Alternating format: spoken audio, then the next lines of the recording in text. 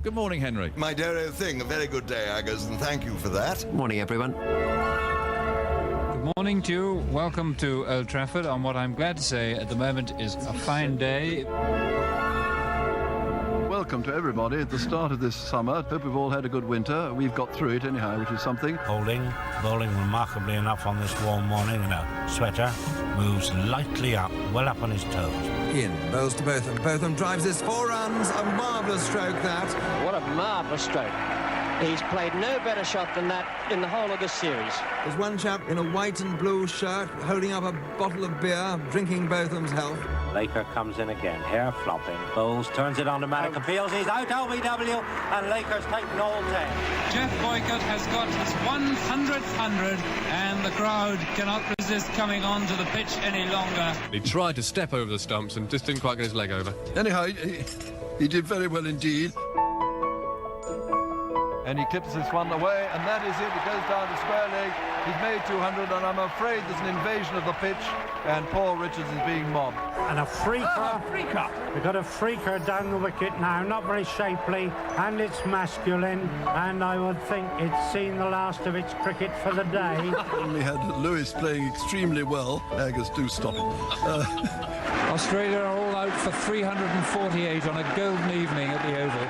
He's bowled non-stop since tea, am I right in thinking? No, he hasn't. I think he'll have given himself a telling off on the way back. He did very well indeed. Batted for 35 minutes, hit a 4 over the wicketkeepers. Agus, for goodness sake, stop it.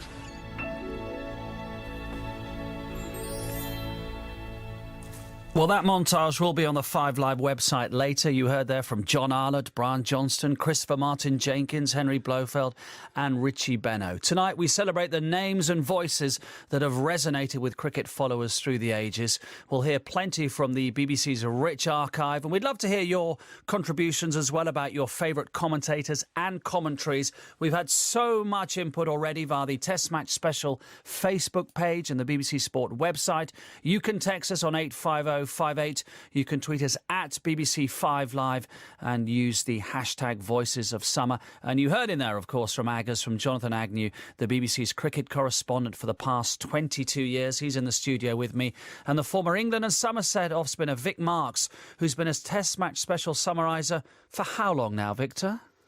Well, it depends if you count a freakish appearance in about 1984 when everyone else was ill. Too long, I think. But 20-odd years will do it. 20-odd years. Agus, we will talk about TV cricket commentary later because we're going to talk about the peerless Richie Benaud. But I think if you stopped most people in the street and said to them cricket commentary, most of them would immediately think of radio, wouldn't they? It's woven itself into our culture since 1957 with Test Match Special. I think it has, thanks to those voices that you heard in that lovely opening.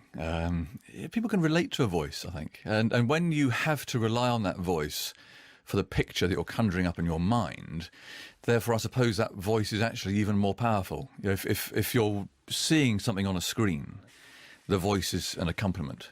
When you're listening to that voice for information, I think it inevitably stamps an impression on you, and that's the difference between the two. So I said, Victor, we'll hear from the voices I mentioned already. We'll also hear from Truman, Bailey, Mosey, Laker, Cozier, McGilvery, Tufnell, Boycott, Frindle. Will go round the world as well. But there's a rich tapestry of voices there from all parts of the UK too, which actually wasn't always the way that the BBC was half a century ago. And in many ways, Test Match Special was ahead of its time. You know, the BBC was all received pronunciation and all that 50 years ago. Well, I'm not sure Fred Truman spoke with BBC's English. No, that's what I'm saying. That's what I'm saying. No, the cricket was ahead of itself. Yeah, perhaps it was. Perhaps it was. I mean, that montage, I think we may as well go home now, actually. That montage was brilliant, and it was so evocative. All those voices, we're all familiar with them, but I'm sure thousands and thousands are. And it'll take some beating, that montage. But also the point should be made that Vic and I grew up with this. You know, Yeah, it made the impression on us as kids. As players, then. Oh, no, as kids. Yeah, but that was what was so amazing about being in the same box as Brian Johnson. Yes. Is that I listened to him when I was in shorts and little T-shirt and was about 10. Yeah. And then somehow, freakishly, however many years later, I find myself in the... You must have felt it even more. Absolutely the same. But I think we both felt... I remember that Test match at Headingley. I mean, worked with him when I first got this job, and I think we both admitted to each other we're actually nervous. We were very nervous because suddenly we were, well, we're walking into this amazing room with these voices who had played such a huge part of our childhood. I mean, for me, it was on the farm with my dad, who'd wander around with the radio, getting the harvest in. So for me, it's cricket, it's harvest, it's all of those things woven in together. What did it mean to you as a player, Test Match Special? Well, I think if you're really honest, I'm really honest, not a hell of a lot. Because we were playing most of the time when we were in our 20s. We would catch snippets when we were driving here, there and ever. We all knew John Arlott and Brian Johnson. We'd come across John Arlott, in a different role, actually. He was the president of the Cricketers Association, and a very conscientious one. He loved cricketers, so we'd bump into John Arlott occasionally. I wouldn't have come across Brian Johnson.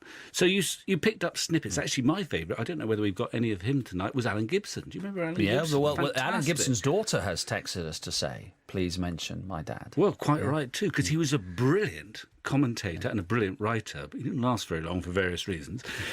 But he was a voice I remember, Brian Johnson, John Arlott.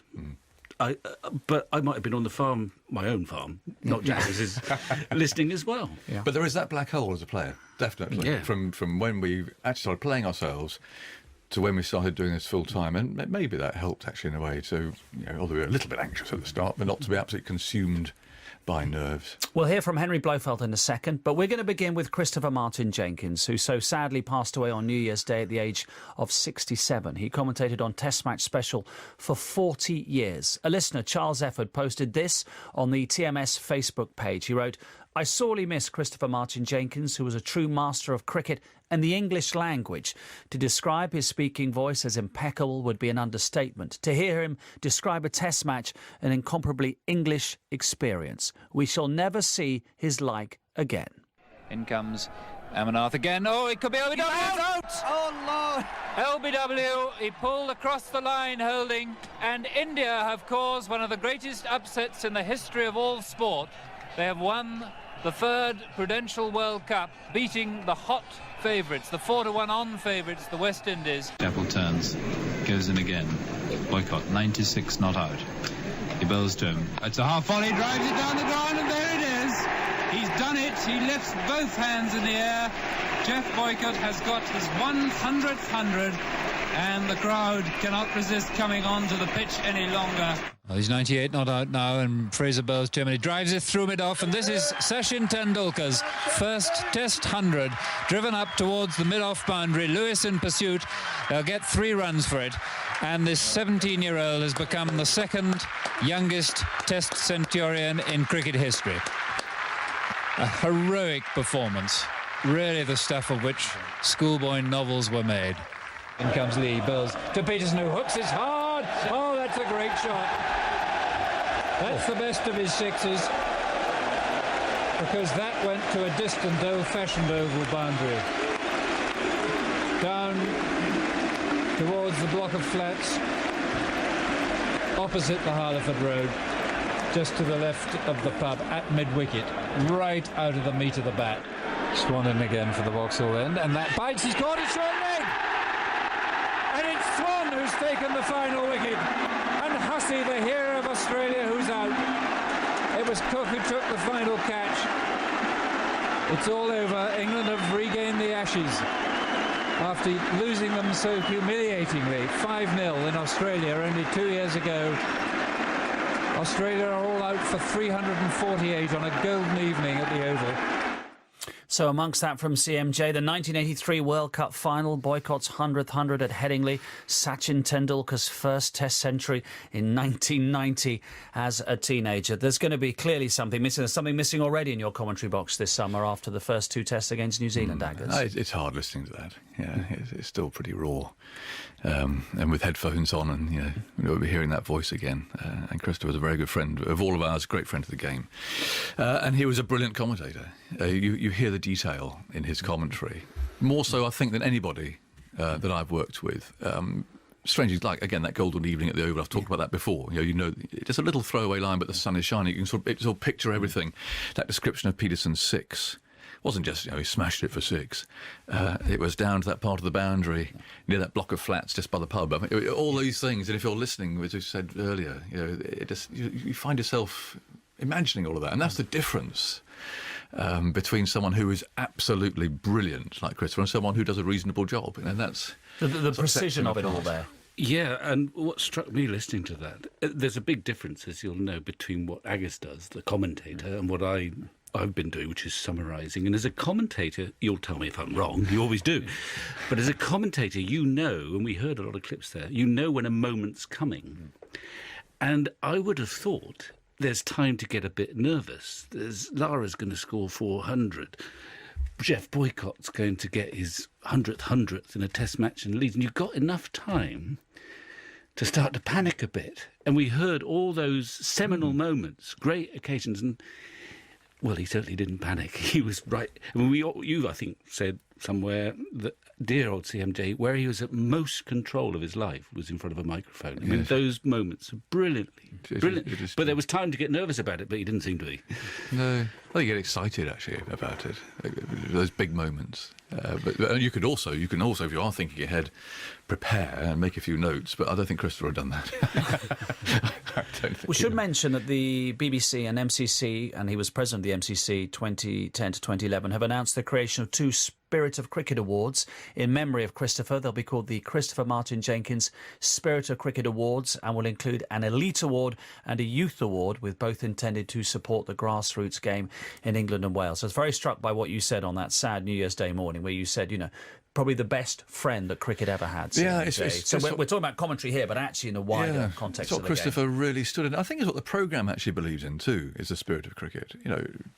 Brian Johnson and co. Very much the feeling that the game is paramount and you want to protect all the good parts of the game, not pompously or old, in an old-fashioned sort of a way, but because actually that's the way that the game will be best played. And sometimes as a player you can get your blinkers on and you're there in the bubble in the dressing room and you actually forget sometimes what they're there for and what the bigger picture is. And Christopher particularly, of course, he still felt that batsmen should walk. And got very cross when they didn't. No one does now, so he got cross quite a lot. But I think it's a perfect way for Christopher to be remembered, actually, with that particular award. Here's CMJ in rather mischievous mood. I don't know whether I should read out this email from Anne-Marie Briggs, but I'm going to. It was great to listen to the lunchtime item about past commentators, and it brought back a lot of memories. I can't understand, though, how most of those who are still commentating only sounded a bit younger on the old recordings, whereas CMJ not only sounded a lot older, but also sounded like the love child of Terry Thomas and a Dalek. She wants me to say exterminate during the course of my commentary. Here comes Bravo trying to exterminate Collingwood, who plays him back up the pitch. Exterminate! Will that do it for you? That's the last time I do it, I assure you. Victor, the stories about CMJ away from the microphone are legendary, and we heard them. We're lucky enough to go to St Paul's and hear your address, Aggers, but stories of him trying to make phone calls on the hotel remote control and so forth. They're rather legendary when he was on tour. As you said, he was at his most controlled in front of the microphone. Absolutely. I mean, there was a certain amount of chaos beyond the microphone, but they're mostly true. I think they're all true, in fact. And I remember him delightfully telling me years ago, he used to drive up to the Oval Test match from Horsham.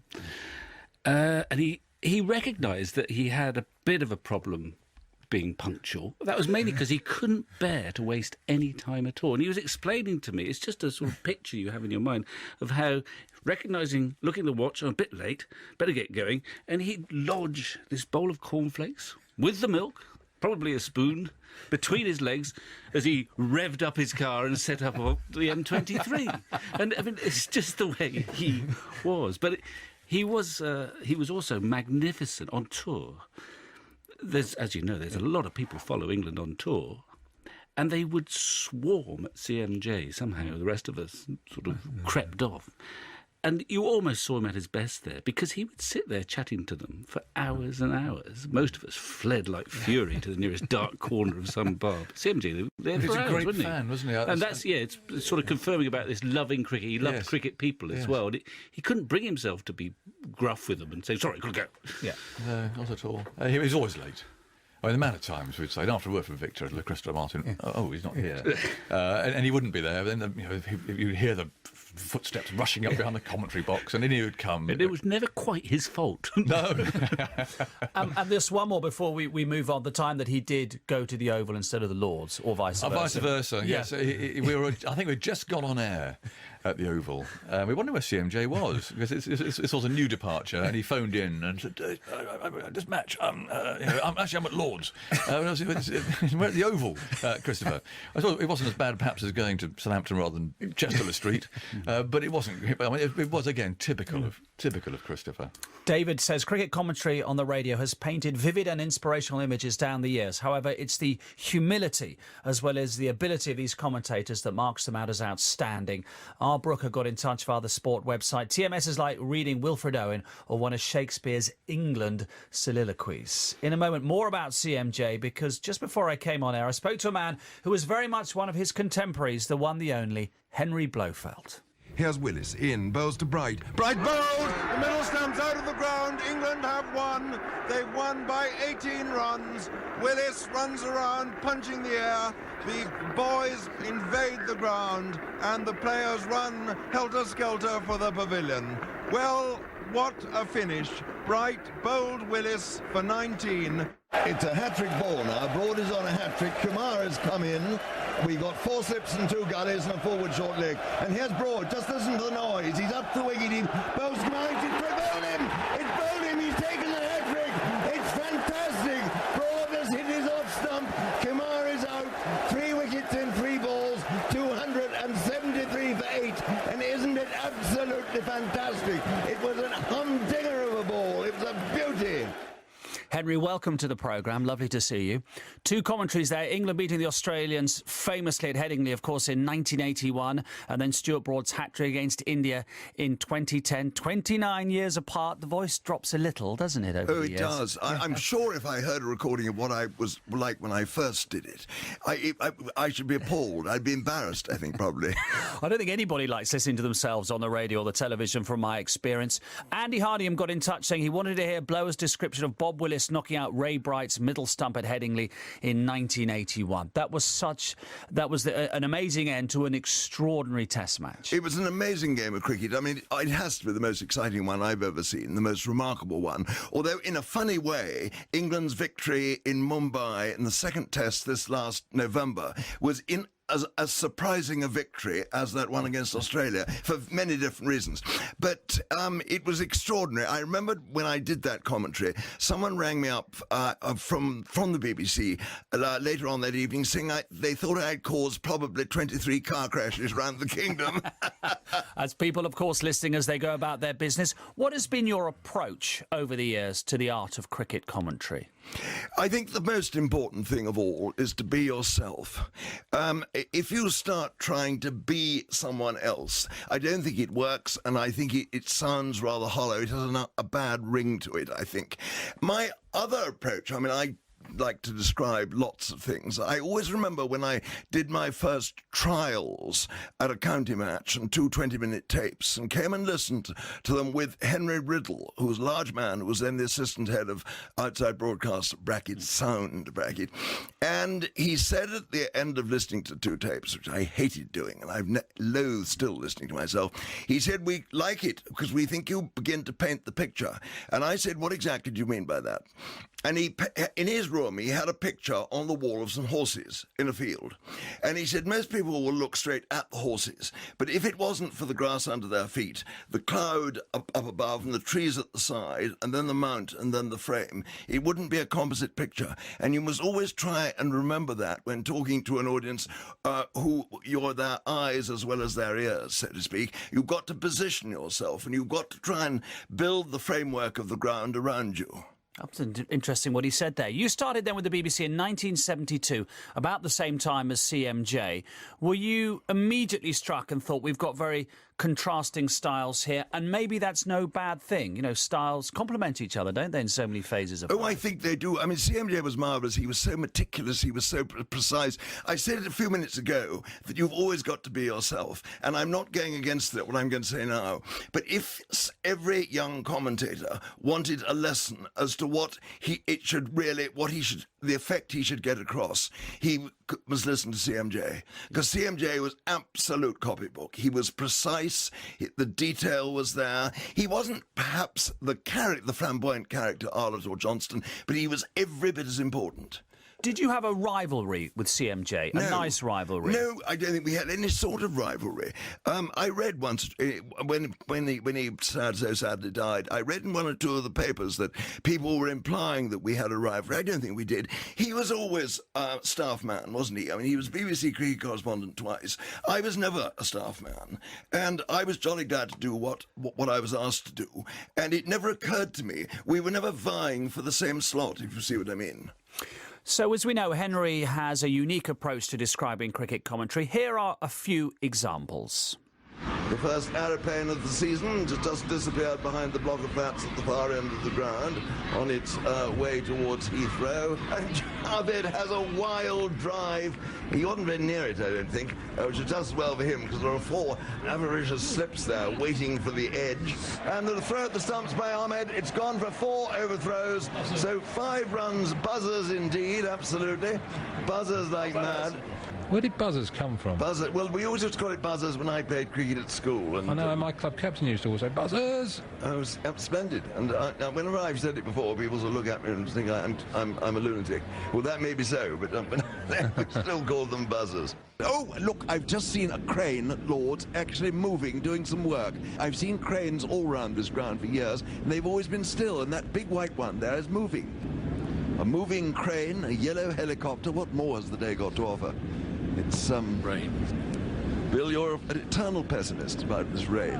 I know. My wife, who is about 100 miles from here, in the direction where the rain is coming from, has just described it. Well, you should extremely heavy. Go outside and blow it away or something.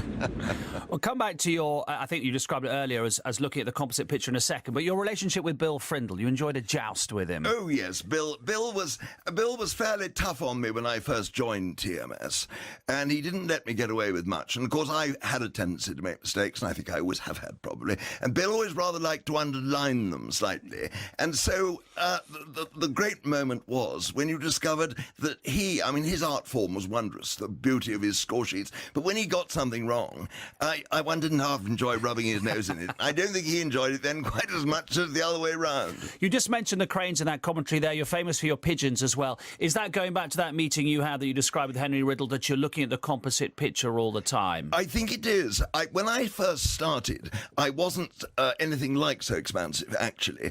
And I remember Peter Baxter, who was produced for 34 years, saying to me, Blurs, you can leave the cricket occasionally if you want to. So, in fact, he has a bit to answer for. Yeah. And, I mean, you like to dress well, don't you? I mean, your trousers, we often see in this day of Twitter, of course, that Henry's got mustard trousers or red trousers in today and a bit of a bow tie. Is it all... showman's not quite the right word, because that doesn't imply there's a professionalism, which, of course, there is underneath it all. But there is an enjoyment to it all, which is absolutely fundamental in this job, I think, almost more than any other commentary job. I think you're absolutely right. But going back to the coloured trousers and everything like that, I've got to give Agger something to talk about, haven't I?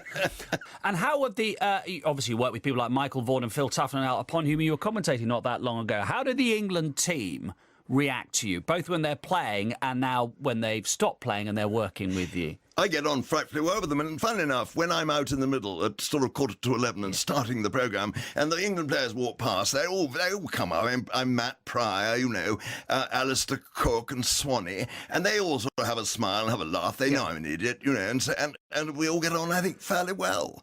Well, that's tremendous, isn't it? Because, everybody wants the game to thrive, whether you happen to be an England player or a journalist or a pundit or or a watcher or whatever. You know, you're all rowing the boat the same way. Well, we are, but I think we're all rowing it in our own particular idiosyncratic ways. I think one of the great virtues of TMS, it's a marvellous mix of styles and of voices. If everyone did everything the same, then it would be a switch-off time. And one of the questions people ask me is, who do you like working with? I will never answer that question, because just because someone does it differently to the way you do it yourself, you can easily think to yourself, well, it's not so good. That's absolute nonsense, because there are many ways of killing a cat, aren't there?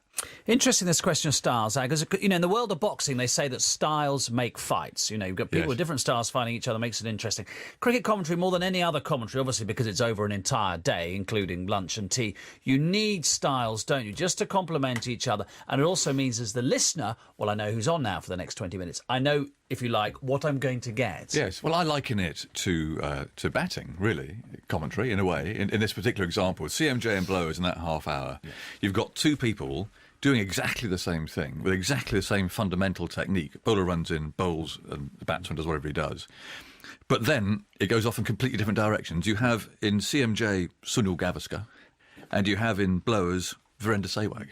And that's the difference between the two characters. And you know, hurrah for that, because he's quite right. You couldn't be the same. I mean, dear old Blowers brings an energy to a game. He brings a game to life more than anybody that I've worked with. It's often not the same game the rest of us are watching, but he brings it to life. Sometimes not with the same players either. Indeed. Which he admitted in that interview as well, to be fair. Well, you're absolutely right, Angus, which is what Henry says when he hasn't been listening to anything you've been saying for the last 5 minutes. But I will just, to reinforce what you're saying about opposites, another part of it, which Angus does extremely well, is that view from the boundary slot. And one of the best views from the boundaries that Henry did, I remember, and you'll remember it, was with Dennis Skinner. And you'd think they would be poles apart. But they were. Well, they are poles apart, but they got on famously, and it was a brilliant interview with, you know, unlikely origins. Well, Ed Barnard makes the point. Blowers and Toughers together doesn't get any better. Henry makes me laugh out loud and smile every time he has the mic in his hand. The range of different commentators makes TMS so special. John says, back to our CMJ clip about Terry Thomas and the Dalek, that's pure comedy gold. Martin Abeling says, people may disagree, but good cricket commentary is, in my view, an art form. Is it an art form? I don't know. It's hard to say when you do it yourself, isn't it? I mean, I would say, and on two things about Henry's bit there, is A, you're absolutely right. You have to be yourself. And Henry told me that on my first day at work. Be yourself. Don't try and copy anybody else.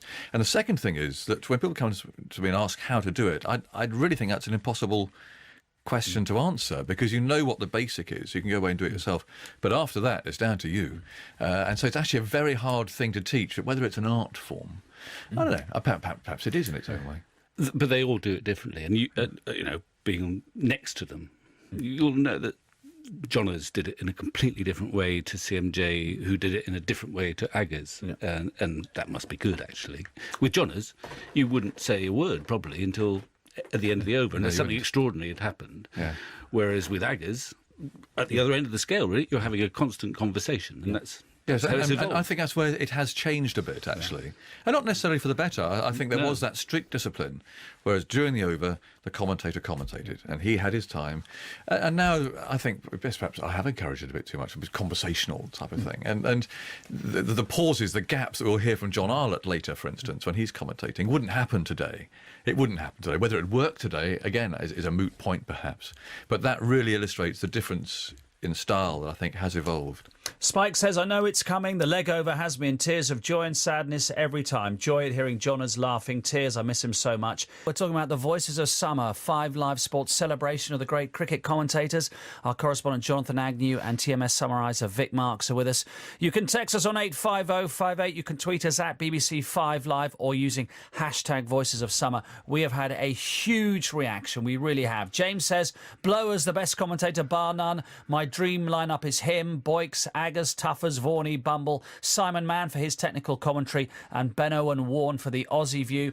Ellen in Leeds says, I came to cricket late in life, but now I have my trusty digital radio. I'm in love with Blowers, with his inquisitive seagulls, his ponderous cranes, not to mention his passion for public transport as well.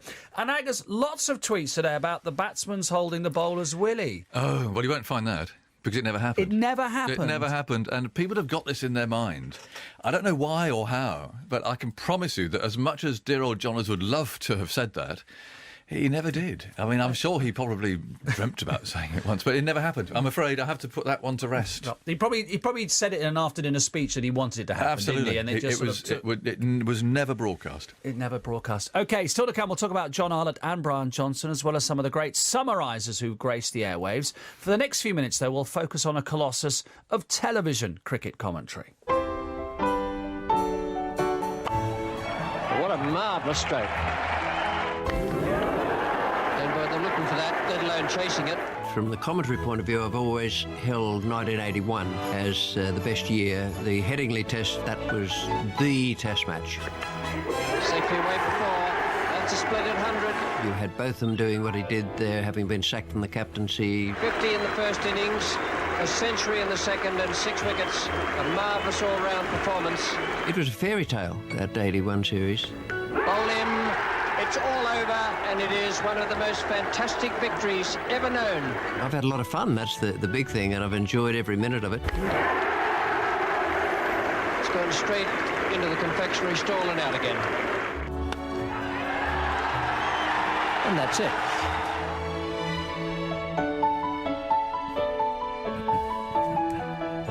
The unmistakable tones of Richie Benaud, who started commentating for the BBC in 1960, still commentates on Channel 9 in Australia. Straight into the confectionery stall and out again is one of the greatest lines of all time, isn't it, Aggers, in cricket commentary? We're talking about a man not just a great in broadcasting, but in the game of cricket. Oh, absolutely. I mean, Richie is a colossus. And again, working alongside him, which I did for a year or two, you just so aware. And not that he would in any way want to put any pressure on you, but just because you were working with Richie Benaud. Listen how short his sentences were in those, because that's true television commentary. He didn't say very much, but what he said made such an impact. And television commentary is hard. Vic and I have both done it. It's difficult because you really shouldn't speak very much. And what you do say, you're relying, it has to be on the screen, and you can't say the obvious. So it actually doesn't leave you with very much to say. The great thing about Richie was his discipline. And I had to present the 1999 World Cup on BBC Telly because BBC had lost the rights for the series that followed, but we still had the World Cup to do. And everyone shot off to Sky or Channel 4 or wherever, and it was left to Richie and me. And I hadn't done telly before. And the hardest part, of course, in our job, I think, is talking to time. The seconds tick away. Fine on the radio, see a watch. On telly, you've got that horrible mechanical voice in your headphones that starts at 59, 58, 57. And the first one I did with Richie, in Vision, in Cardiff, I can see it now, I got it completely wrong and died 1,000 deaths. You were supposed to say goodbye on naught. And he said, that didn't go very well, Jonathan. I said, no. And Richie said, I've got an idea. And so we had a plan. As soon as 59, 58 started in my ear for the end of the programme, he had it as well, of course, I would ask him a question and he would talk to 7. By which point I would say, thanks, Richie. Look at the camera and say, well, there we go. What a great game today. Tomorrow, of course, it's West Indies versus Australia. Until then, goodbye. Naught. Yeah. And that's Richie. I mean, he's such a professional. And that was reflected in everything. I mean, he worked hard. He researched hard. It's just the way that Richie was. So he left nothing to chance. Let's hear from him then. His first brush with broadcasting came in 1956 when he was touring with the Australians and he fixed up a 3-week course at the BBC. In 1956, we had a black and white television set in our dressing room, and I was able to watch Dan Maskell doing the tennis and Henry Longhurst doing the golf, and I sensed instantly that here were two people who knew what they were doing, because they seemed to be talking to an absolute minimum, using as few words as possible, but still getting the story along to those who were watching. There were other people, Peter O'Sullivan. He taught me something very valuable. He was radio commentary then on horse racing. I went along to say hello to him, and he said to me, I understand you're going to be trailing around on my coattails for the next 2 days. I said, well, Mr. O'Sullivan, it's very kind of you to allow me to do that. He said, there's only one small thing I want to impress on you. During the day, do not utter one word to me. Well, I looked at him and he said, that's all right. He said, at the end of the day, when we're finished, we will then go and have a beer or whatever you might like to drink, and I will go through the notebook you have kept of the day of everything I've done and the things that impressed you most and the things you thought you might put into gear. So that was extremely valuable. Those people, Henry Longhurst, Dan Maskell, Peter O'Sullivan, they were the first three, although you had David Coleman, who was around all the time, and I was very, very impressed with him. He could do anything. I'm struck, Richie, that you said there that you were impressed that on occasions they used as fewer words as possible, that struck you quite early on, maybe that was key. In that 3 weeks, the people I watched and listened to, I had the feeling they were putting a caption on the pictures on the television screen. And that allowed them to use as few words as possible, but still get the message across. And then when you started working in cricket in this country, Peter West, Tony Lewis, Jim Laker, of course, the great Brian Johnson, what were your initial impressions of the way they did the job? Well, Brian was he was doing radio as well as television, but all those chaps, they all had their own method.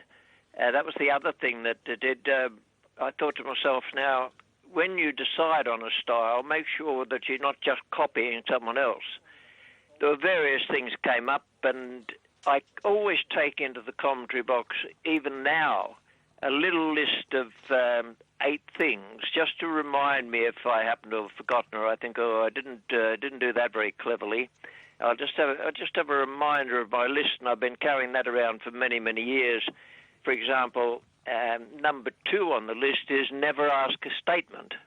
And it is possible these days to hear statements being asked with the words, doesn't it, or isn't it, at the end of the sentence. And that's something I was taught very early on not to do. But it's been a learning process, and I still learn every time I go in to do some work for Channel 9 or whoever it might be. Richie, could you tell us a couple more things on that list? I think people will be fascinated by that because, you know, that as you say, is something that we all try to learn from the outset, and yet you still carry that list with you. Yes, I do, and never ask a statement is one of them. The other thing is the phrase, of course. And I have known people who've put their boot through a television set at home because, of course, is rather talking down to the people who are in front of their sets. But some of the other things on there are you've got to remember that many viewers might never have played cricket, and you've got to remember the value of the pause. And that was given to me many, many years ago by Bob Menzies, the Australian Prime Minister, when he made a speech. I said to him, that was a very good speech, and he said, thank you. He turned away and came back, and he looked at me and he said, always remember the value of the pause. Some of those things are things to do. Some of them are things to avoid. You've always got to remember also, don't take yourself too seriously and make sure you have fun. That's so right, Richie. You are the master of the pause when it comes to cricket, and growing up I know, and everybody listening will agree with this, that sometimes when we were watching an over and you were commentating, you might not say anything for 4 balls because there wasn't particularly something to say. My question is, that takes quite a lot of confidence in your own ability, doesn't it? That you feel you don't need to say something and you're confident not to say something because there's frankly nothing for you to add at that particular moment. Yeah, I think we get back then to what I mentioned earlier, that when I say all I'm doing or I'm only doing this, and that's putting a caption on the picture, it's very important to be able to do that without sounding pretentious, without giving the people back in their homes the feeling that you're talking down to them. My main thing to keep telling myself is get the description and your story and your meaning over in as few words as possible. Just doesn't mean being abrupt, but just try and do it that way. And always remember that the words we and they don't exist in any TV sports event. Andy in Norfolk says, always love Richie's commentary during the World Cup in 1992. Wasim Akram's dismissal of Alan Lamb. He said, Alan Lamb has been cleaned up, perhaps. Deliberate pause. So too England. He was the king of the pause. I mean, that's the point I made to him. Remember that so clearly as a kid. They go, there's nothing going on in this over because Richie hasn't said anything, so don't worry about it. Yeah, I mean, his silences were brilliant.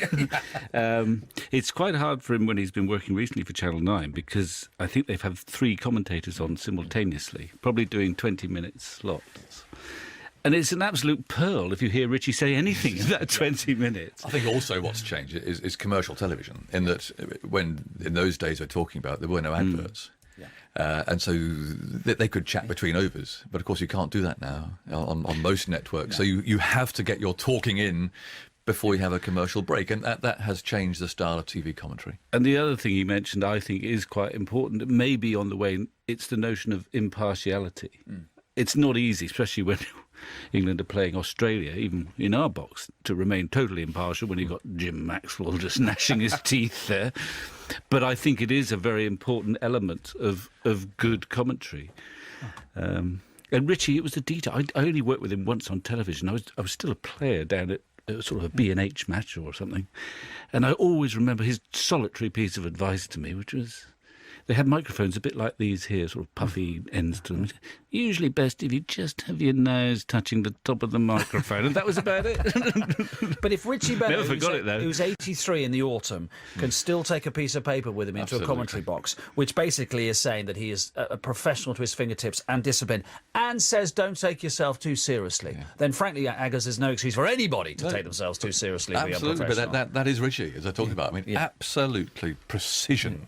In every way. And at 83, I mean, doesn't he sound great? He's still in good form. I should be on you if you say, of course, in a minute. Oh, yeah. or if I just throw out a statement. Dare to ask a statement. Exactly, and raise my voice at the end. In interviewing, you often hear a statement, and then isn't it? Or it's almost as if the interviewer is trying to sound, he's clever or something, but he's quite right. You're listening to Voices of Summer on 5 Live. Our celebration of the great cricket commentators, Jonathan Agnew and Vic Marks, are with me. You can text us on 85058, or you can tweet us at BBC 5 Live, or use the hashtag Voices of Summer. This is where we need Vic's particular expertise. We're talking about a key role now in radio cricket commentary, the expert summariser. Here's a reminder of some of TMS's finest. Holding comes in and blows there, but he's bowled in. His leg stump knocked right back, plus the middle stump. Well, Fred, what about that one? It's a sad thing for Tony Greig. It's a sad thing for Tony Greig, but what a magnificent delivery by Holding. He knows this high backlift of Greig's, which they've played on, and he came up the first delivery and bowled the perfect Yorker on the leg stump and knocked the leg stump right out of the ground, leaving Tony Greig completely nonplussed. And the applause, very deserved applause, for the end of a marvellous undefeated 149 by Botham. One of the great innings of Test cricket, of Test cricket of all time. It's the sort of innings which any great player would have been proud to play, including the likes of Sobers or that category of player. It was a stupendous innings. Here comes Hilton House. Don't touch it with your hand. Oh dear! He almost picked the ball up, in which case he would have been out. He would have been out-handled the ball there. The ball was threatening his stumps. Just calm down, boys. Calm down. Can I have your name? Geoffrey Boycott. And your specialist chosen subject? Geoffrey Boycott. Geoffrey Boycott was involved in 20 run-outs in Test cricket, but how many involved himself, and how many involved his partner? Most of them didn't run fast enough, Jonathan. Let's answer the question. I can't. You made that up. Only 7 were you. You ran out 13 of your partners. No! Which batsman did Geoff 12 of them Boycott didn't run fast enough. What vegetable did your mother use as a bat? Rhubarb. Which episode of CSI did Geoff Boycott go to watch when he put down the phone during a BBC interview? I'm not telling you. I like them all. Miami, Las Vegas. I like them all. This is an either or, A or B, multiple choice question. What sort of pitch did Geoff Boycott prefer to bat on? Covered or uncovered? Uncovered. Uncovered. Well done, Geoffrey. I did pretty well. What did he get?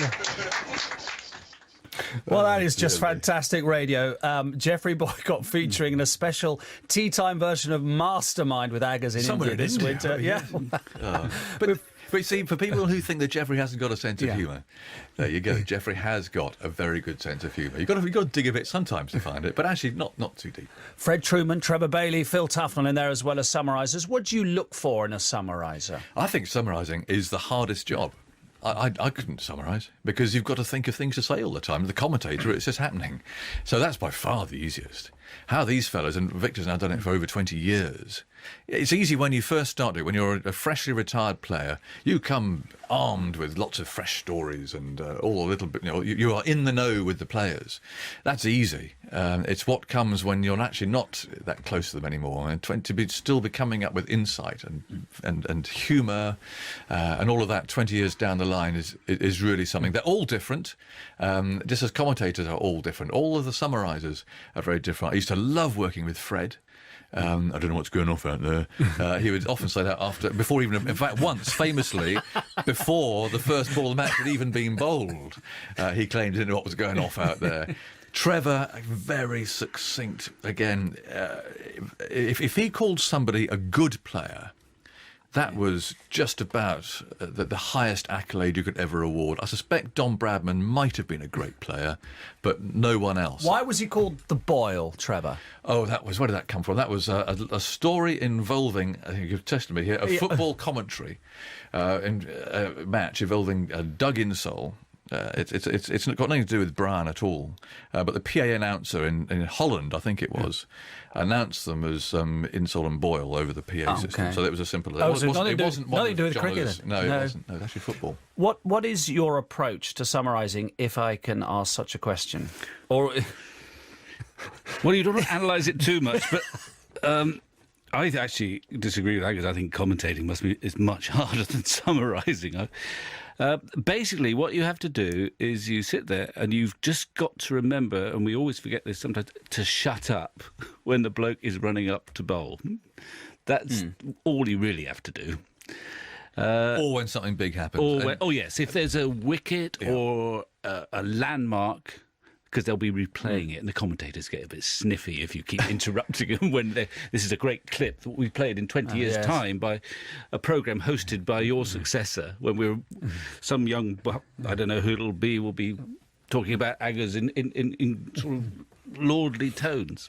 But you've got to shut up when the match is won or a wicket's fallen, and you've got to shut up when the bloke's running up. But are you looking at a theme that is developing? If there's a spell of off-spin bowling, I'm not just saying that because you're an off-spin, are you looking at a theme that's developing? When Graham Swan's bowling, are you thinking, I can see what he's doing there, he's bowling into the footmarks, he's bowling around the wicket or whatever? Or is it just instinctive? I mean, you've been in the game so long that you don't have to think about it that deeply. What you can't do is prepare anything. I mean, occasionally you try it and think, this will sound good.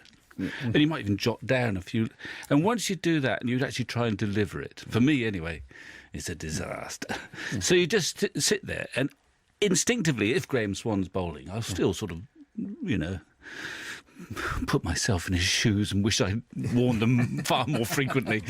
And you'll have a rough idea what he's up to, and you'll see what he's up to, and you'll admire what he's up to, and you'll be able to spot that, he's coming around the wicket for this or whatever it is. But I don't think you want to sort of analyse it too much about how you go about it. But you just got to remember to shut up. They'll glare at you if you don't in the end. Robbo says, Boycott's my favourite. I just love his opinionated approach, a breath of fresh air in today's PC media savvy world. He came up with the corridor of uncertainty, didn't he? And as somebody says, a pundit who can coin a phrase that ends up in the sports vernacular must be doing something right. No, that was his, and it's a lovely line, isn't it? I mean, Jeffrey is brilliant. He particularly analysing batting technique. You'll look at somebody play, just maybe an over or two, and that's enough. And that is very much his subject, of course. He does go for headlines. He knows the value of a boycott comment, and it served him very well all of his 73 years or so. He is highly in demand. He is very disciplined. He's never late. He's always there. Get the rubbish off. The door opens and in he comes, storming through. I made you. And he can. I mean, people often wonder about my relationship with Jeffrey. I mean, we are, I suppose, an unlikely couple, really. But we've always respected each other when we were always playing each other. So, I mean, I tease him terribly, really. It's amazing what I can get away with Jeffrey. But he takes it and comes bouncing back. I want to ask a question to you about summarising, because you were a Test player yourself. I mean, is there ever an issue when you're asking Vic something? You know, you could be a summariser. You were a Test player yourself. Do you know what I mean? Sometimes are you asking a question that you probably do know the answer to? Oh, possibly, but I was such a bad Test player that... No, you were still a Test player. Yeah, but it sort of doesn't matter. But I often think this, look, it happens in cricket, it happens in football. When you have got former pros who are the presenter or the commentator, they quite often might know the answer. Well, I don't know what the answer is. It's a good point, because, particularly since Christopher died, there has been a bit of a commentary about journalists, about England players, England captains being in the commentary box. And in the radio, I think it actually is primarily a TV debate. On the radio, we still have people who can come in and they haven't played Test cricket. It'd be difficult, I think, not to have the expert summariser, which we have it's very clearly defined in radio. It's not in television anymore, because they've all done it. No, they need to be an ex-player, definitely. They yes. do. Oh, absolutely. But it'd be very... I mean, the man sitting beside on my right needs to have played Test cricket. Otherwise, it would be a bit strange. I mean, he's quite good at he knows the answers to most of the questions, or he's got a strong view, and sometimes we'll have a conversation about it. We might disagree. But he's also... There's a lot of journalists in Aggers, and he's been a journalist longer than he's been a cricketer, and he doesn't ask. I mean, sometimes perhaps new commentators who are ex-players, they just haven't got enough time, because instinctively they want to comment as well as describe, and it's you can't fit it all in. No, you can't. You can't do one or the other. Bob says, great memories of sadly departed voices. I'd add one more I really miss. Bill Frindle. His calm tones and authority on the game were peerless. But he was the cornerstone of the programme, Bill, really. If you think the contribution that he made...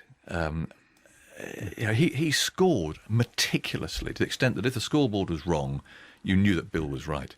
And he scored beautifully. It's incredible. I could go to Bill doing this job now and say, oh, God, I've forgotten how Michael Vaughan got to his 100 or something, Bill, 2 days ago.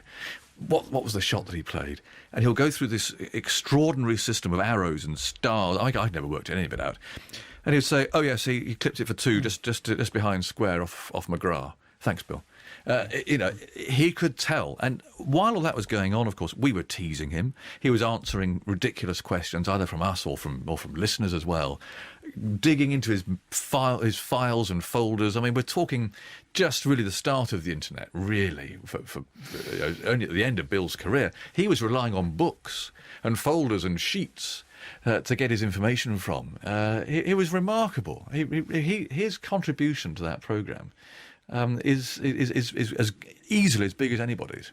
Just before we go to the news, must just tell you about Monday night and 5 Live Sport. In the first of our series of Flintoff's Ashes legends, Andrew Flintoff is joined in the studio by the other 3 fast bowlers who helped win back the Ashes in 2005 after 18 years of Australian dominance.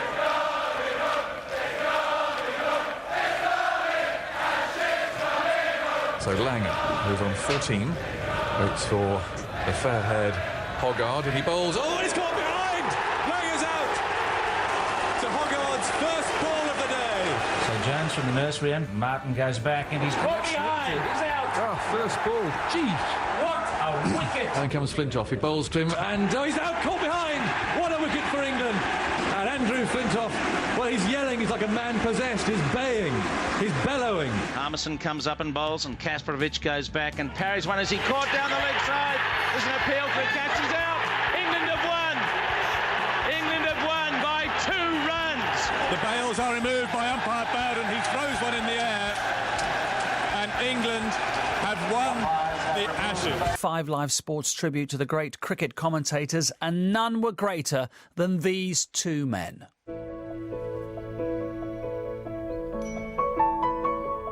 You've got to be a natural talker, because there's a time when a fast bowler walks back to his mark when you've got a devil of a lot of filling in to do. It is a contemplative game, you see. It is a game that produces art, painting, writing, poetry, and I suppose commentary is just a step down from that. Can I use the word friendliness? People say to me, marvellous, the cricket, it's so friendly, and I think this is it. They feel they're listening to friends or watching a game on their behalf, and if That's, I think, the main secret of it. It is popular, there's no question of that, and people love it for the fact that they feel they've got some friends talking to them. The voice of cricket, known in this country and around the rest of the world. One of a very small number of cricket commentators over the years who've become part of a national institution. I've been listening to Brian for more years than I care to remember. I've collected a lot of puns, most of which I wouldn't dream of repeating during these many years I've been listening to him.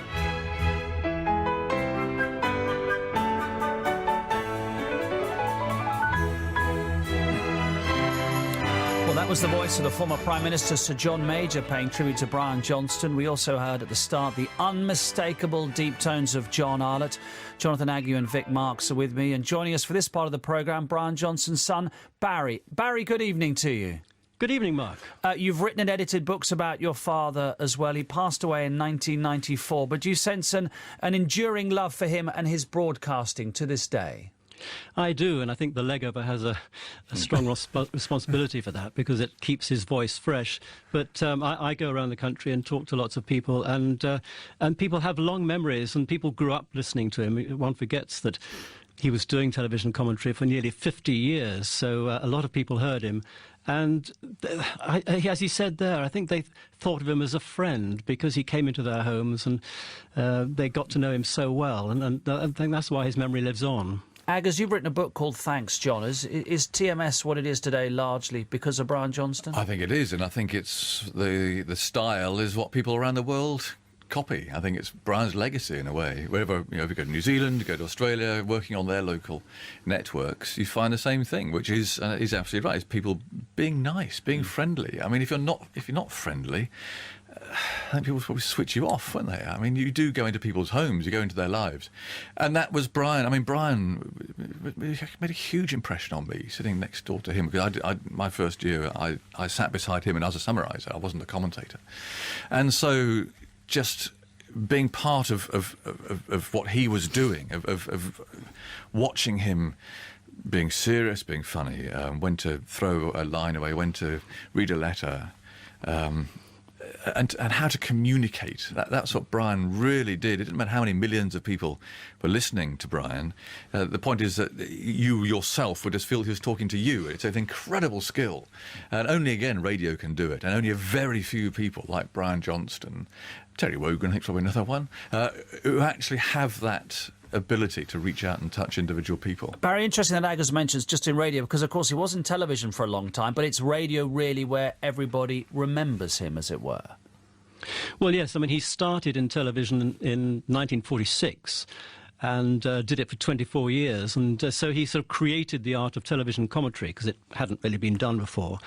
But he said himself that he was more suited to radio because, as you were saying earlier, if you're doing television commentary, you're tied to the pictures and what the viewers can see at home, whereas on radio you actually paint the picture. And also there's long pauses when not much is happening, and that suited him down to the ground because he could read out a listener's letter or tell a joke or tell a funny story that had happened. Whereas always sticking to the cricket, he came across as a bit of a joker, but as Aggers will tell you, he was supreme professional. I mean, he knew exactly what he was doing. Yes. Well, as we hear now, he was a versatile commentator, not just in cricket. No, is it the Ashes? Yes, England have won the Ashes. What a welcome, and now I get my first sight of the bride. And down the steps will come the two bridesmaids who will accompany. They're waiting for her now. Here's Holder coming up to bowl to Thompson. Bowls this one. And Thompson has a wild hit at that one. And Murray throws it and he's out stumped. He is out. Murray threw the ball down the thing. And Australia have been beaten. West Indies have won. West Indies have won by 17 runs, I think, if my mathematics are correct. They're off.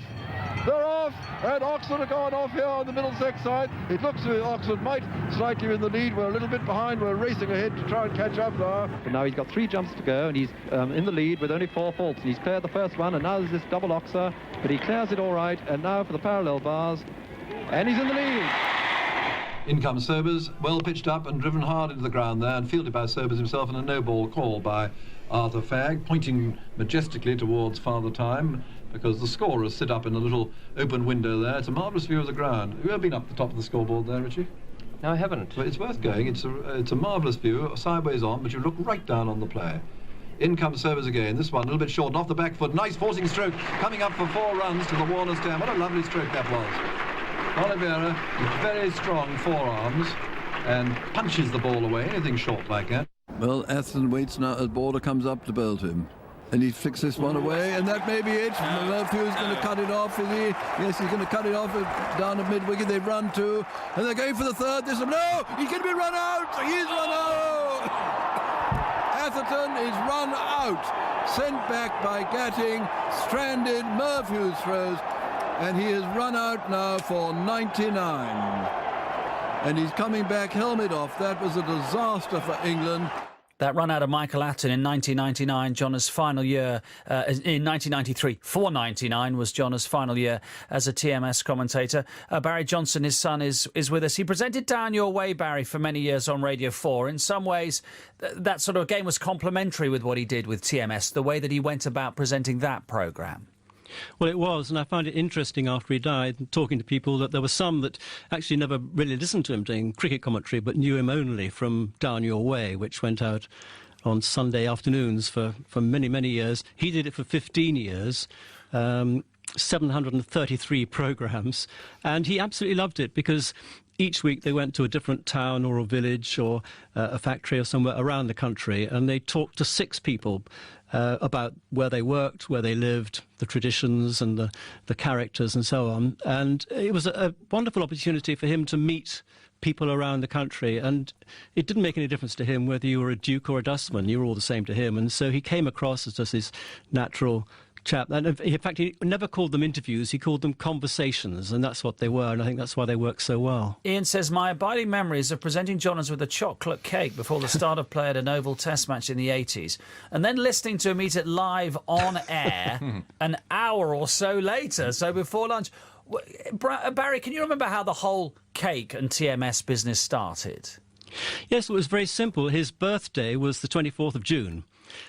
Which often came during the Lord's Test match. And I think it was when he was 70. There was a big fuss being made about it, and somebody sent a cake. And being very polite, he said, someone sent a very nice cake here, thank you very much, Mrs. Smith, or whatever her name was. And the next day, of course, another cake appeared from somebody else, and so he thanked them. And this flood of cakes kept coming through. And it just became a tradition. And he used to tell me that he'd turn up outside the pavilion at Lord's on the first day of a test, and there'd be 3 or 4 people standing there with cakes ready to present them.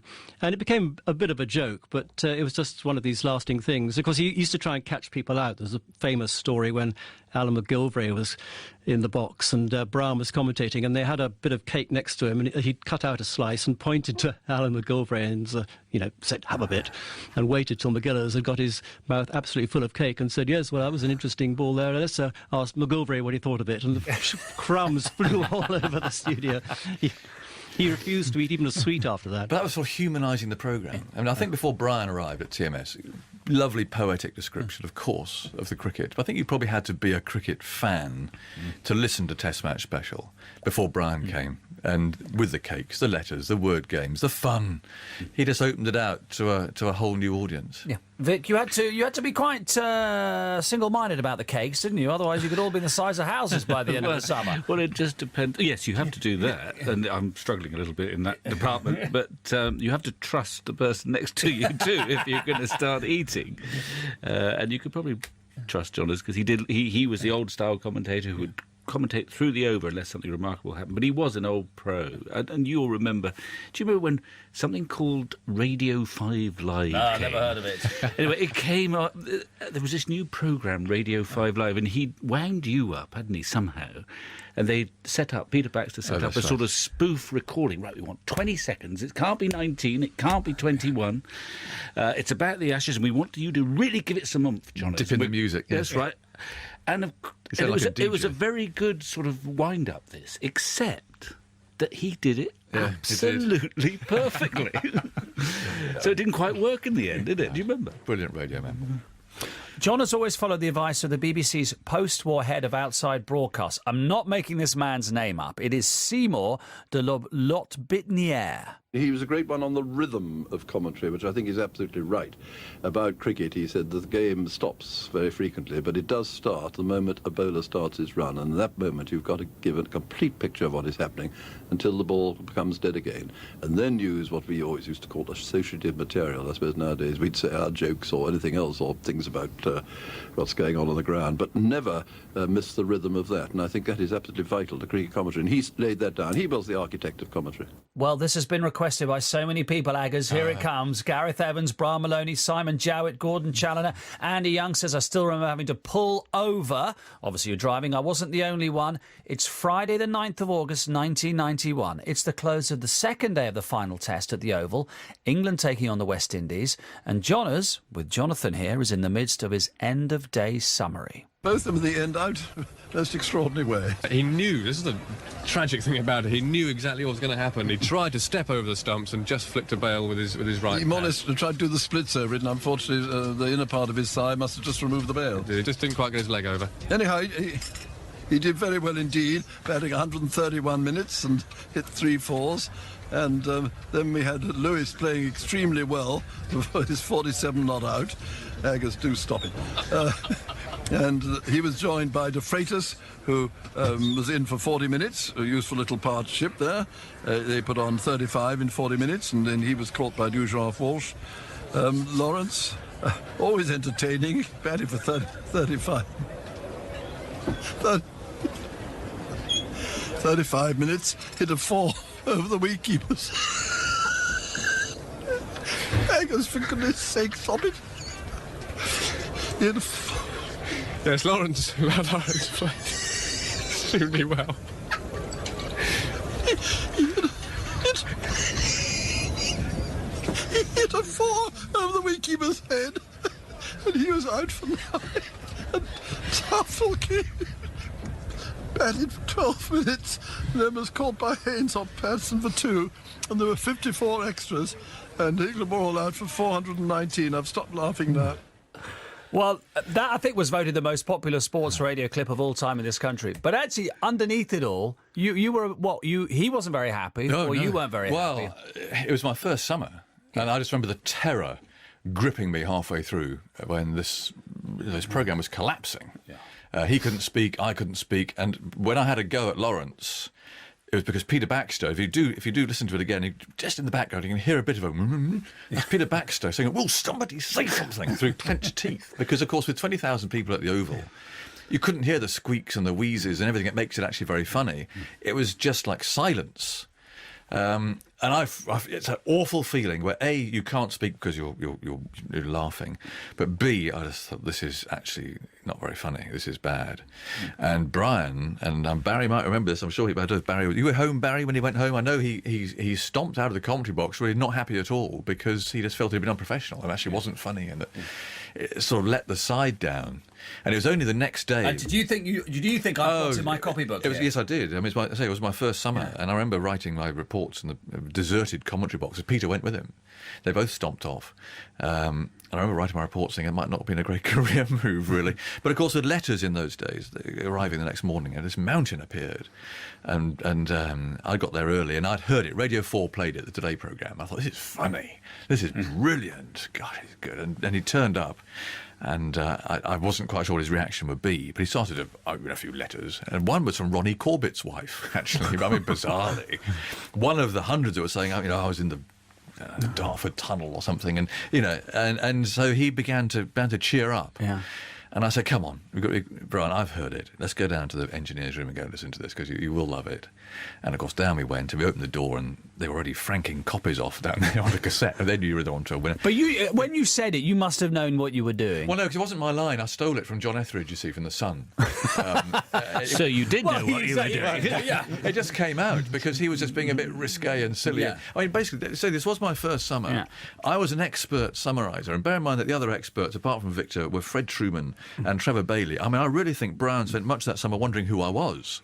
I mean, it was ridiculous. So this was the first time I'd sat beside him after all those years of listening to him on the farm. And I think he was testing me out a bit, and I was a bit anxious anyway, because this was like a dream time, So that's why it just came out, honestly. It just came out. And, well, I'm rather glad it did, actually. Yeah. Barry, what is your memory of what your father said immediately afterwards, maybe that night, if you have a recollection? Well, I wasn't at home that night, but I did hear it in my flat in Brighton as it happened, and I spoke to him later, and he was mortified, as Aga says. I mean, he was then, what, about 78, something like that, and I think he thought the BBC would think that he completely lost control and his career was over, you know, that he just couldn't hack it anymore.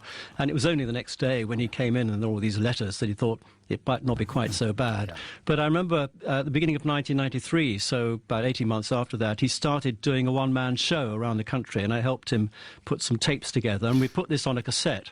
And he used to play it at the end of the show in these theatres with, 1,000 people, that kind of thing. And it was the first time he'd ever played it in front of an audience. And that's when he realised the reaction it got, because you'd have people weeping with laughter in the audience, and that's when he thought, actually, this is great fun. And he was always very proud of it after that, I think. I still play it now. And the nice thing now is that there are people who obviously weren't alive when it happened and perhaps hadn't heard it before. And you can see them, you know, age 20 or so, absolutely howling with laughter. I mean, it will live. It'll live forever. Well, I played it to some sixth form boys at Warwick School about a month ago. They'd never heard of Brian. Very few of them listened to TMS, I'm afraid. And I played this, and they were in hysterics as well. So it still works. Aggers, you've succeeded Brian in conducting the View from the Boundary interviews during lunchtime, but I don't think you've ever sung on air, have you? And you are musical. Not. No, you're not going to get me to either. No. Not like this. This is Jonas with Roy Hudd during his final View from the Boundary in 1993. 1, 2, 3. Underneath the arches, we dream our dreams away. Underneath the arches, on cobblestones we lay. Every night you'll find us tired out and worn, happy when the daylight comes creeping, heralding the dawn. Yes. Sleeping when it's raining, and sleeping when it's fine. What's above there? Ba, ba, ba. Trains rattling by, ba, boo, boo, ba, ba, ba, boo. Pavement is a pillow. Does it matter what's up? No matter where we are.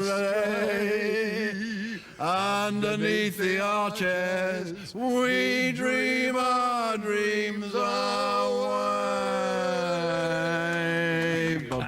And that's jazz. Did he choose that very particularly? Well, as Barry will say, that was his song. And I think I'm right in saying, Barry, it was the one song that he could play on the piano. He forced himself to learn it, didn't he? And that was his party piece.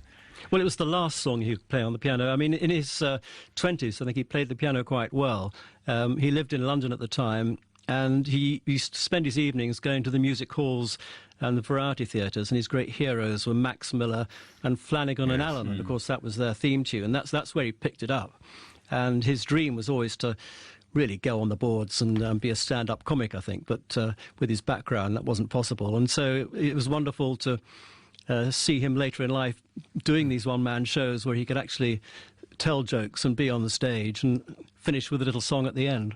Fantastic. I'm going to get a musical view in a second, but Vic, what about Jonas and singing and cakes and the leg over and all that? Well, I wasn't doing that test, but I remember turning up on the Saturday. You'd obviously got over it by about Saturday morning, because I remember you grabbing me and saying, come and have a listen to this. I hadn't a clue what I was going to hear. Oh, you hadn't heard it before? No. And I thought, and you know how it's a slow burner. I thought, why is he getting me to listen to this? Yeah. And then we were still in stitches 10 minutes ago. It was hopeless, isn't it? Joining us now is a man who we can describe as a cricket nut and can give us, if you like, an alternative broadcaster's perspective. The Radio 2 presenter, Bob Harris, is with us. Bob, great to have you with us. Good evening. I was just thinking, as you were talking about that, the number of people in even recent brilliant months, Jonathan, that you could have done duets with. I think in No, particular, no. Alice Cooper. Oh, you think? Yes. And certainly Roy Harper would have been a very Just interesting. behave, thank you, Bob. So what about Jonas's singing voice, first of all, Bob? Where would you pitch that? Somewhere around C minor. So cricket, what part has cricket commentary played in your life, as it were? Huge, actually, I must say. It's so interesting to hear you all discussing the joy of it and the art of it, because the art of commentary, there is an art to it, and there are quite a number of different levels to it as far as I'm concerned, because obviously the most important thing is to impart information as to what you're seeing in front of you. So as a radio listener, we're able to get the facts as to what's just happened, whether this ball has hit the boundary rope or whether it's been a forward defensive stroke or whatever it is. Then you've got the summariser, who I think one of the key jobs of a summariser is to explain about the game things that one doesn't know. In other words, I was reading something very interesting recently that Gary Neville was saying about the art of football punditry. It's dead easy to say when you see a fantastic 30-yard shot go into the back of the net, what a fantastic shot that was. Of course, it's absolutely stating the obvious, and what you want your summariser to do is to give you some information that makes you think, wow, I didn't know that. And then, of course, you've got the other situation of sort of contextualising all of this within a picture. And I mean, I think this is one of the things that John Arlott was so absolutely brilliant at doing. It was almost like, an audio oil painting, because you've got a picture of the ground, of the surroundings of the ground, the kind of people. Henry Blofeld does this a little bit, doesn't he, with the London buses and everything. It's a different style. So you've got all these different aspects to commentary that add more and more. I think you make an interesting point, because obviously these two are the pros and the test players, and us two are the cricket lovers and the hundreds of thousands listening. But cricket is a bit more complex than that, and I think interesting you make the point about batting. When I listen to Geoffrey Boycott and Michael Vaughan now, I mean, they really do tell me as a listener things about batting. Football is a bit more obvious, isn't it? And I'm not saying there aren't great pundits, because there are, but you can see it a bit more obviously, can't you? But with batting, it's a little bit more sophisticated, isn't it? Terribly technical, isn't it? And it's really interesting when they say something and you go, listen, oh, right, I really understand what you mean by that. And also it's subjective. I mean, you might disagree with Geoffrey, have it quietly. That's what I'm saying. For everybody when he's not in the room, actually. But, it's hard to disagree with him it's hard to disagree with him if he's saying something technical about why a batsman is striking. Because he will be right. Yes, he will be right. Whereas it's a bit more obvious if a bloke's not passing the ball very well to somebody in the same coloured shirt. That's happened quite often last night at Wembley. It's a bit more obvious, that, isn't it? And that's where, cricket, I don't know what you feel, Bob, has that sort of extra layer of depth of understanding, doesn't it, when you are like us, the amateur? It absolutely does. And just dipping back to football for one quick second, but if somebody's substituted, for example, what you want the summariser to do is now explain to you the new shape and how this is going to change the shape of the team and what impact this substitution is going to have. It happens all too rarely, quite frankly. Whereas listening to the cricket summarisers, you do get a sense of, fantastic depth of knowledge, obviously. But a kind of seasoned view. I mean, seen it all before view, but not cynical. Yeah. We do have more time. I think that's where we are lucky with cricket. Yeah. We do have time to endless time sometimes. Oh, by the way, that reminds me, David in. Pleat sends his very best from last night, because I was at Wembley with him, and I was about to say, just talk me through an Aggers football interview, and I thought, no, we won't go down there with Leicester City. Very, very gentle with me. Just one thing, because I only just arrived, just come across from Radio 2, I'd just been on air there, and I don't know to what extent you were talking about Brian Johnson and the Michael Holding Holding and Willie. Yes. Never happened. Did it not happen? No, Bob. I haven't shuttered your... He's looking so disappointed. Bob's going to leave now. Sorry. The bowler's holding the batsman's Willie. So that was never said. I have got a tweet here which says, I believe it came from... is Barry Johnston still with us? Barry, you still there? Barry's still with us. Still here, yes. I got a tweet here which says, I believe it came from a story in a letter to Jonas from an old lady who was worried that young children may have heard the remark during TMS. Where did this myth start, Barry? With him. With him. He started it and perpetuated it. And Blowers swears that he was in the commentary box when he said it, but... it's not a very good source. Yes. I've been through all the archives, and I listened to him being interviewed time and time again, and I've got clips of so many interviews, and he never says, I said it. He always said, and then there's the one which I never knew that I'd said, or then there's the one that a lady wrote to me and told me that I'd said. So he never admitted it, and he was a very honest man, so I think that was a bit of a giveaway, that it was one of the ones that, you know, it was too good to resist. He would love to have said it, wouldn't he? Yeah, he'd love to have said it. And so by saying, you know, a lady wrote in and said, do you realise what you said, he could get away with it. Absolutely. Barry, thank you for joining us. We really appreciate it. Thank you very much. Bye, Barry. Just talking about, you know, the BBC needs everything double-sourced these days, so Blowers really doesn't stand out, does it? I think you need a couple more. Yeah, exactly. Right, Lydia Jane in tears laughing at Agus and John's leg over wonderful stuff. Kim says radio magic. Eddie Mailer, the best bit of commentary ever, crying with laughter. And Jules in London will speak for a lot of people like Jules. As a blind listener myself, I absolutely love the detailed and atmospheric images you describe, especially when you're in parts of the world which I've never visited. He's going for a big one. Is it going to be caught? And it's a magnificent catch. We saw a great catch out there by Brearley, and this is Richards. He's really taken a superlative catch on the fence. The whole West Indian team converging on him. He faces Kumble again. Pulls this, and that's it. That's 4 runs. It was a beautiful, inviting delivery for him, short-pitched, and he pulled it away past mid-wicket, and Gooch goes in this historic and magnificent summer for him to another Test century. That's Mashid ball again. No wicket for 22, and he's on his way now from the nursery end to Boycott. Bowled him! Right through him. Here's De Freitas now to Logie. On drives 4 runs. The match is over. The West Indies have won by 8 wickets to take the series 4-0. England striving for this last wicket. They've been doing that for a while. Harmison comes up and bowls, and Kasparovich goes back and parries one as he caught down the leg side. There's an appeal for the catch. He's out. England have won. England have won by 2 runs. Well, you heard there Jim Laker, Don Mosey, Alan McGilvray, Tony Cozier, Jim Maxwell, who you'll hear this summer as well. You can text us on 85058, tweet us at BBC5 Live, or using the hashtag Voices of Summer. Chris Pampling says, the warm voice of Tony Cozier describing the West Indies soundtrack to many summers. Donna Simmons, what a beautiful voice, says Trevor, commentating on TMS. Her voice, the female version of Michael Holding. Richard Belly, Alan McGilvray, an excellent commentator I remember from Ashes series past. John Malcolm Jones, please mention Don Mosey, the alderman, part of a golden age. Another poster on TMS says Don Mosey brought gravitas and depth, and he did, Agus. He did, and he was a great friend of Brian Johnson's. Again, an unlikely partnership, you'd think. But yes, Don's a real northern journalist as well, and wrote books with Fred Truman. Very descriptive. I only had a season with Don Mosey, but very much a voice that people will remember from the 80s. This one says, why are people far slower to mention Jim Laker as a young boy? I remember listening to his TV commentary, found it inspiring and memorable. Charles Cragg in London says, picture the scene, England need loads to win. Last man, Derek Underwood, striding to the wicket. Jim Laker's dulcet tones on TV. Cometh the hour, cometh the man. That's all he said. Superb. My all-time favourite piece of any sporting commentary. You must have had a soft spot for Jim Laker. Well, no, I just wish I could bowl like him, really. But we're not allowed to have favourites, really, as summarisers. Yes, you can. Well, Tony Cozier. I love working with Tony Cozier because, well, he loves the game and he knows everything about it, and he's got the most perfect sort of ability to describe everything. I mean, Cozier is coming back, I think, this year to do some Champions Trophy.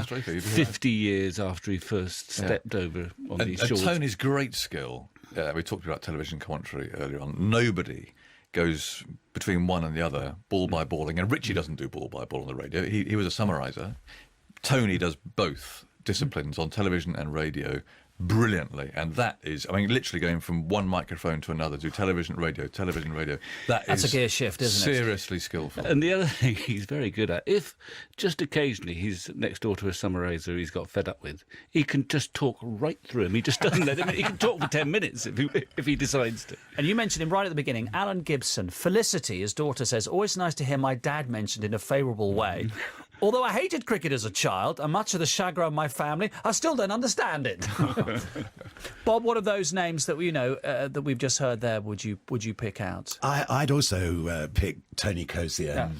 There's a fantastic sort of warmth about him, isn't there? There's a sort of quiet storm aspect to him, as far as I'm concerned, that he's got so much passion, but remains so calm, doesn't he? I can't remember Tony Cozier being absolutely whipped up by the moment in the way that some commentators he's from Barbados, man. Yeah, and there's a laid back, but there's a lovely, lovely warmth about him. Yeah, Alan McGilvray was mentioned. I remember lying in bed and listening. We talked about that. Actually, TMS inspired us, those who work on it. I remember him commentating centenary Test match, Derek Randall's brilliant 100, Alan McGilvray. There's the sound of Australia coming through. And it was a tribute actually to Jim Maxwell there. That I imagine that famous 2005 match, they had wheeled Jim on to do the last few overs because it looked like Australia were going to win. Yes. And then he actually called, which is what they do in Australia, they call the game, they called an English victory quite brilliantly, really. Brilliant. Well, for the remainder of the programme, we're going to talk about John Arlott, who commentated on every home Test match from 1946 till the end of the 1980 season. He went from Hampshire policeman to cricket commentator after these words of encouragement from that man again, the BBC's Seymour de Lotbiniere. His old lobby said, I listened to you, he said, I think you've got a very vulgar voice. Matter of fact, he said, can't understand why people want to listen to it. He said, but you've got an interesting mind, he said, and I think you'd better continue. He was pretty good, Lobby, really. He was a harsh critic, but his criticisms were invariably right. And of course mine was and is a vulgar voice.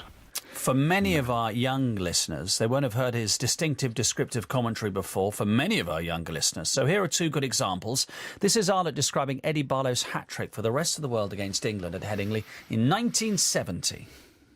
The ball comes back to him, he turns and walks back, his shirt out at the back, broad-backed, strong-looking, stocky. He comes in, bowls to Norton, bowls him, and spreads his stumps like twigs. 219 for 7. They all get down then, and in comes Barlow now to Wilson. Bowls to him, he goes forward and it pops up and he's caught.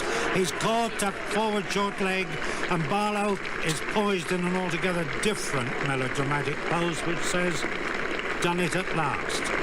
And he has got his hat-trick. Well, I've only ever seen 2 Test hat-tricks in my life. They were both on this same ground and both at about the same time of day.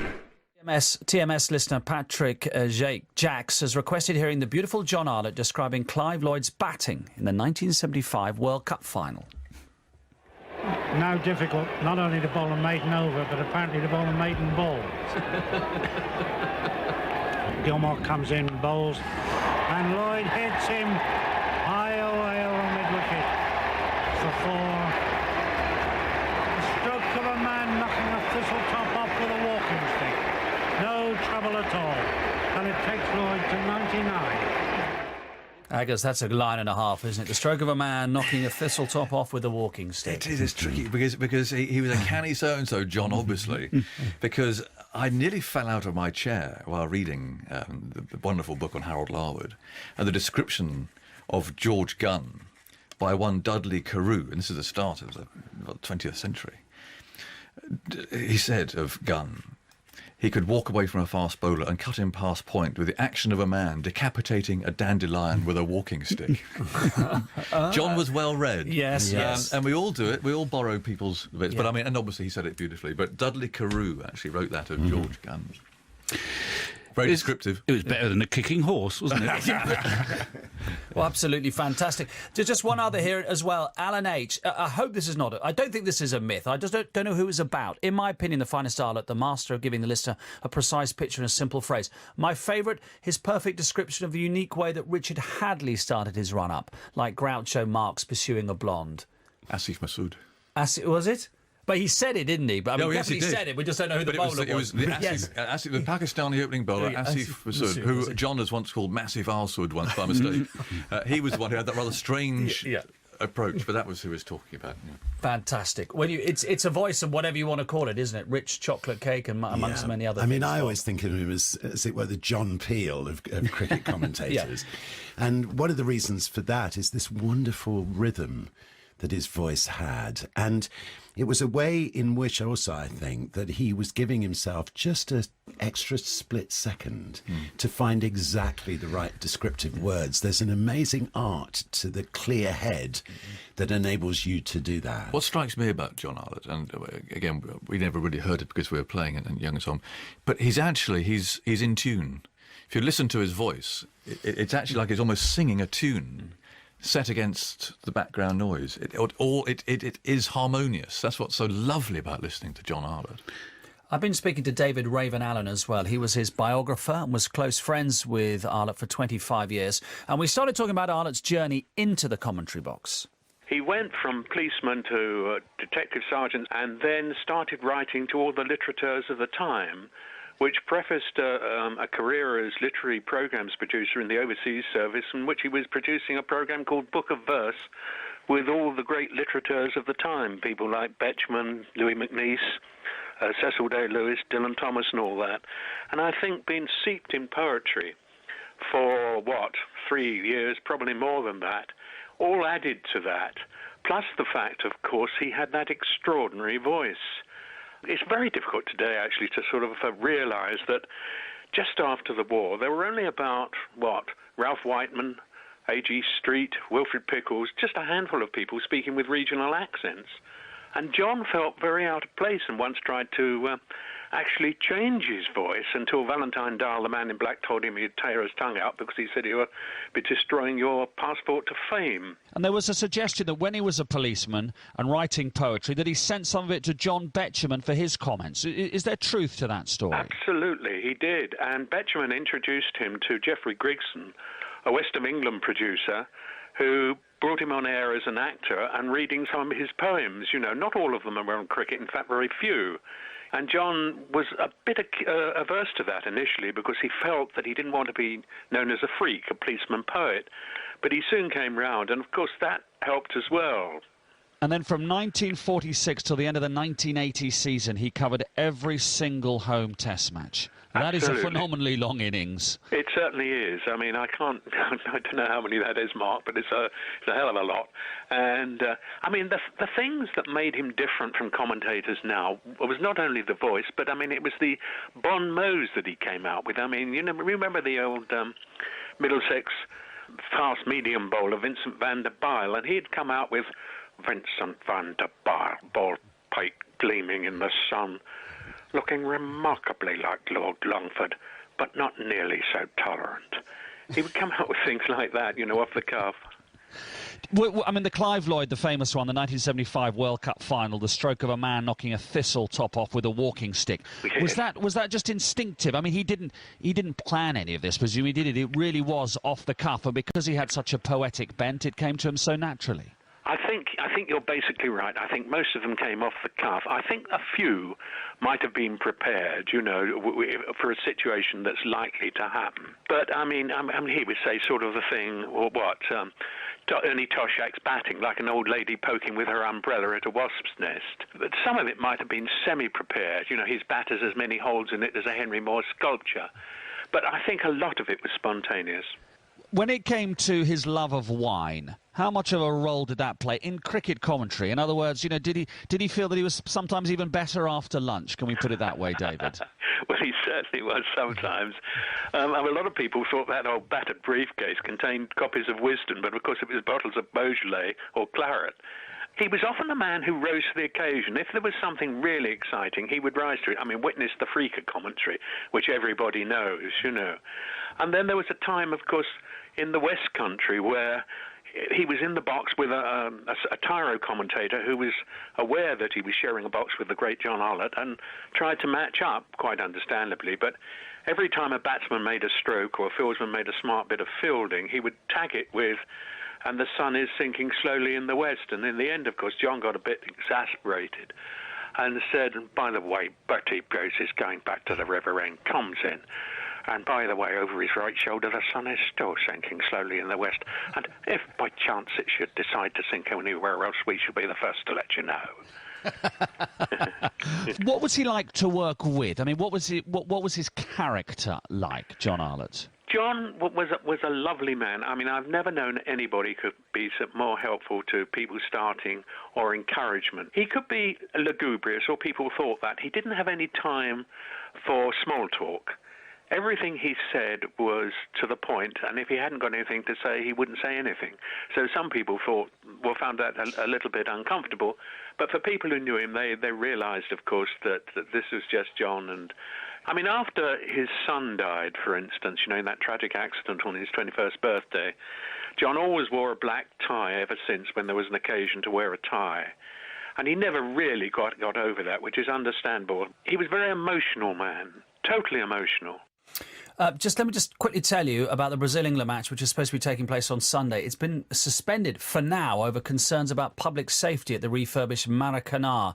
Football's governing body in Brazil is reported to say it's aware of a judge's ruling, but is confident the game will still go ahead. Back to John Arlott. Maybe not quite so off the cuff then with the old Thistle after what you just read out there. But we all prepare things. Yeah. You're sitting in your car, you're driving down to a match, and you think of a line. And if you're smart enough, you've got something with you, you can quickly jot it down and not forget it. So I think that's, I mean, a lot off the cuff, a lot of description, but yeah, of course, you do think of things that you're going to say. I think that enhances it anyway, the fact that preparation has gone into it, thought has gone into it all, that you've got these thoughts in the back of your mind and there'll be a moment in the coverage of the match that afternoon where you can pull it out. And I think that's great, actually. Bob, I'm just thinking John Arlott's probably president of the Deep Voice Club, but you must be vice president, aren't you? You're happy to be in that club, aren't you?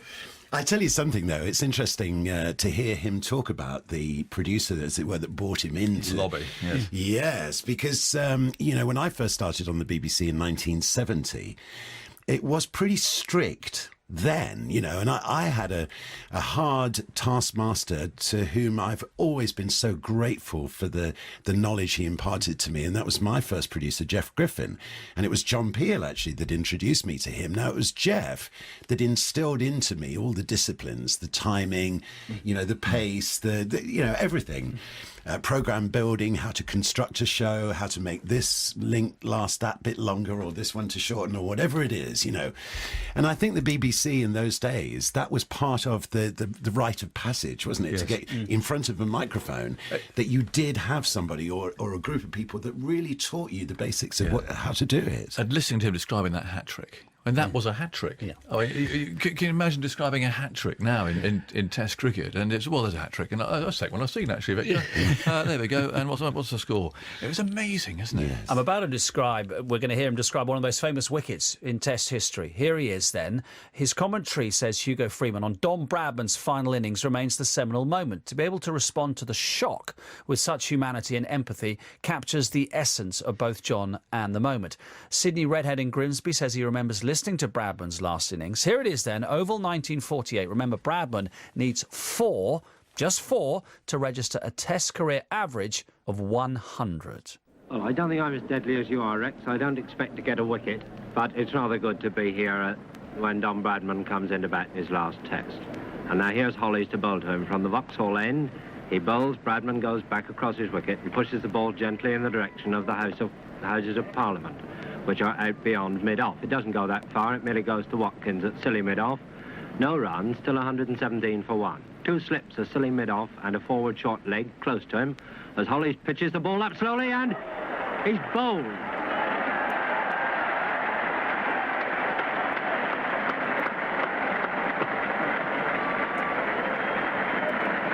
Now just listen there, that John Arlott is saying nothing.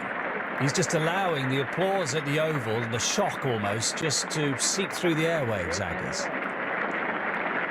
He still hasn't spoken. No, it's 30 seconds, we timed it. 30 seconds he doesn't speak for, just the applause.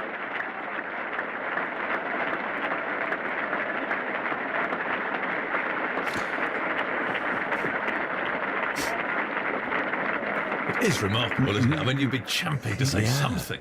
Bradman. Incredible. Bowled. Hollies. Not. What do you say under those circumstances? I wonder if you see a ball very clearly.